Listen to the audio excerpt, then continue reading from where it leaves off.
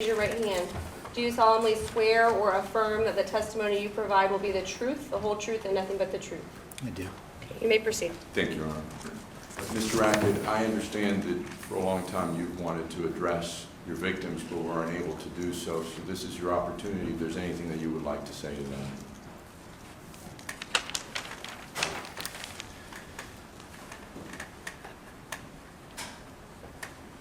I want to say to my victims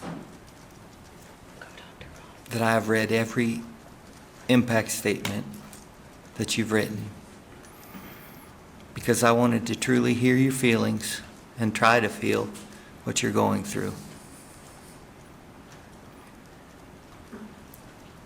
Mr. Suarez warned me that it would be painful, and he was right. But I knew that I could never honestly ask for your forgiveness if I had not heard what you have to say.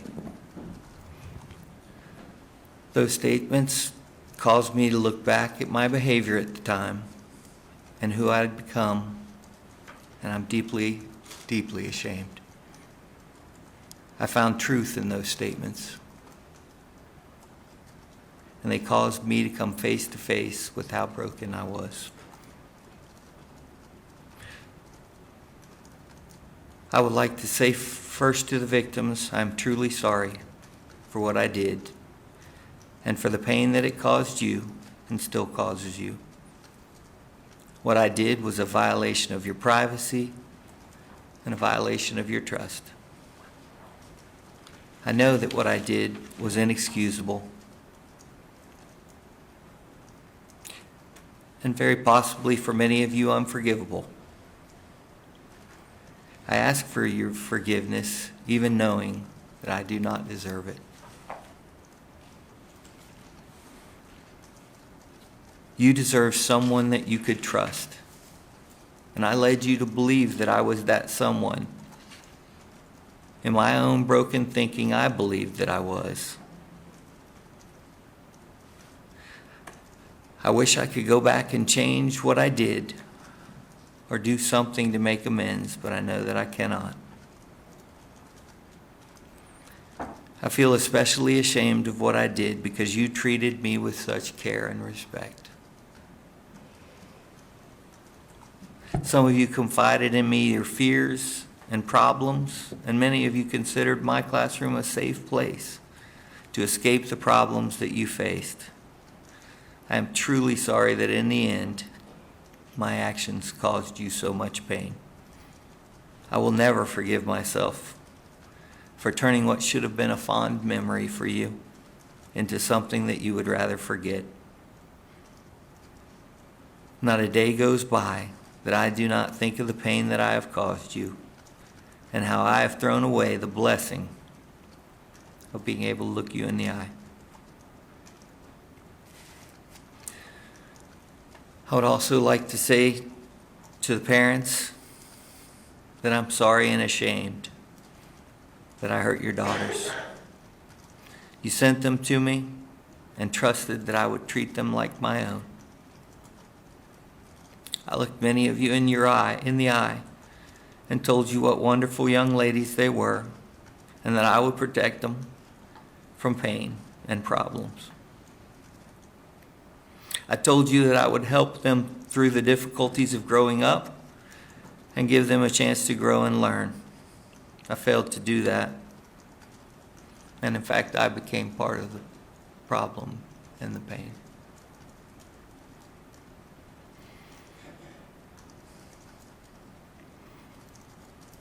I know that I may not deserve your forgiveness, but I beg you to forgive me.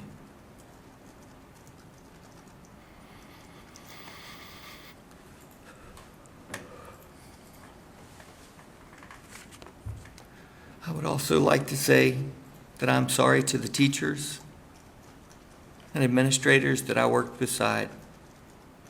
Each of you cared deeply about your students, and you hurt for them and are angry at me for betraying them and you as well.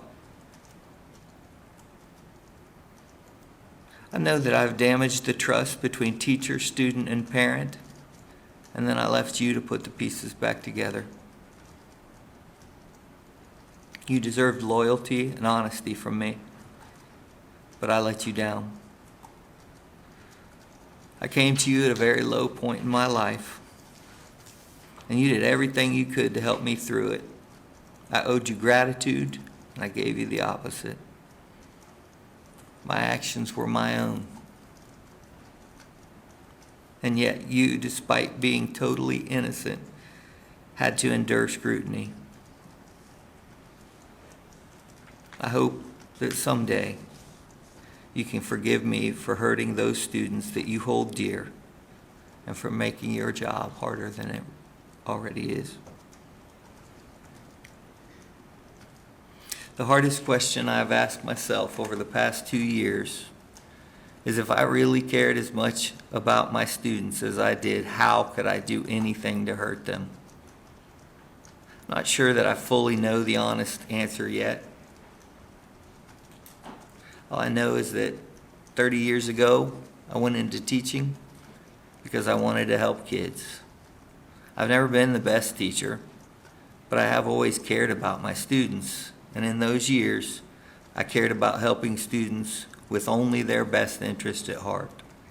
In the last year of teaching, I made a horrible decision to risk everything, including my students' emotional health, in an effort to fill a hole in myself.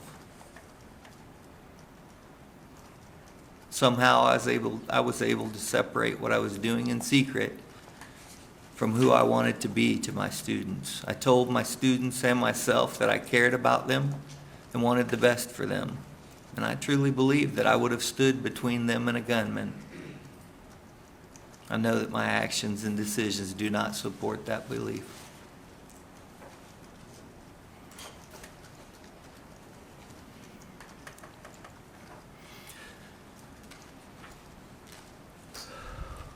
I'm working hard in counseling to understand what led me to make the bad decisions that I did.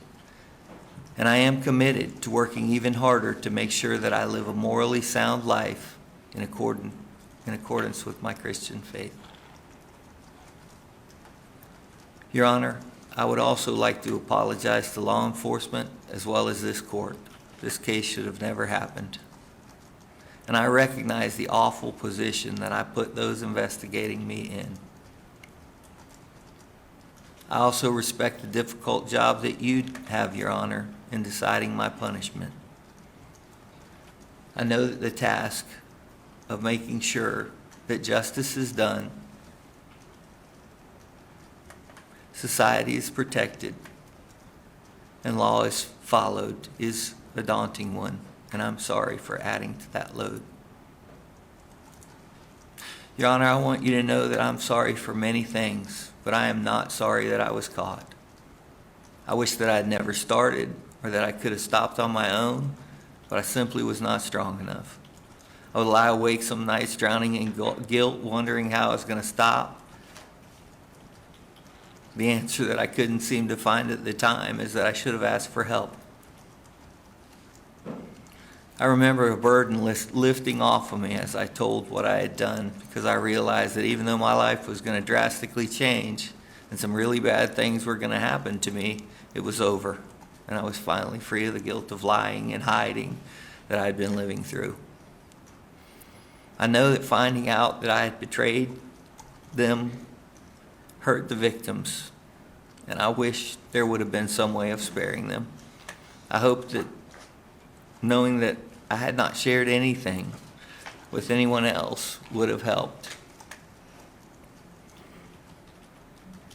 But I wish I could have gone to each one of you and told you just how sorry I was, I am, and I always will be, and to beg you to forgive me 2 years ago. Your Honor, in my life I have gained most of my self-worth by helping others. Up until my arrest, I was able to help young people and their parents navigate the difficulties of growing up. I felt that it was sort of my calling. I know that I've thrown that gift away, but I hope I can find another way to help others someday. I know that I can never make up for what I had done, but I hope that it's possible that I will have a chance to use my mistakes to talk and work with others who struggle with similar problems. Maybe I could prevent someone else from doing the things that I've done. Thank you, Your Honor, for letting me share what's been on my heart for a very long time. I have nothing else, Mr. Ackett, Your Honor. Okay, thank you, sir. You may step down.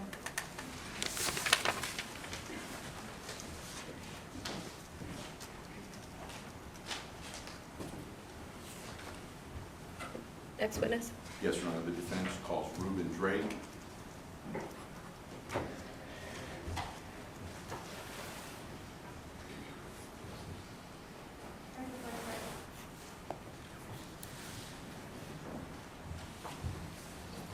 you want to go through that way? Do you want to show you what this is? Sure.